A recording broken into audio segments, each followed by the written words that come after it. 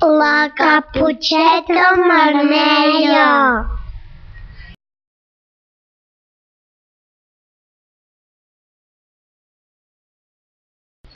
Hi havia una vegada una nena que li deien caputxeta vermella, perquè sempre duia un abric d'aquest color. Un dia, els seus pares li van dir: Vés a portar el berenar a l'àvia, que està malalta. I vigila fora el bosc i no parlis amb ningú. D'acord, fins després. Quan la caputxeta va arribar al bosc, es va entretenir amb uns animalets que es va trobar. Però de sobte es va trobar el llop que li va dir: On vas, caputxeta? Vaig a portar-li el berenar a l'àvia, que està malalta. El llop va anar molt ràpid i de seguida va arribar a casa de l'àvia de la caputxeta. Qui hi ha? Soc la caputxeta.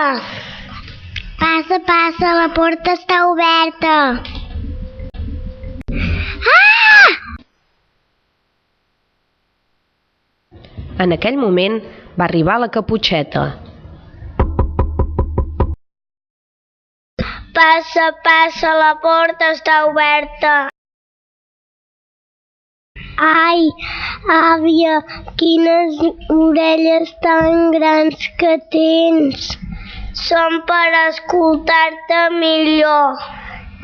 Ai, àvia, quins ulls més grans que tens. Són per mirar-te millor. Ai, àvia, quines dents tan grosses que tens. Són per menjar-te millor.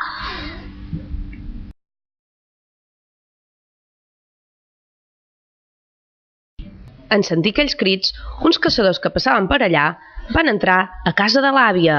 Què passa aquí? Fuig d'aquí, llop!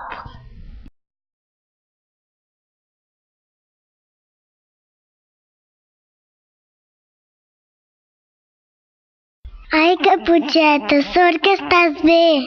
Com t'ha contat, aquest conte ja s'ha acabat.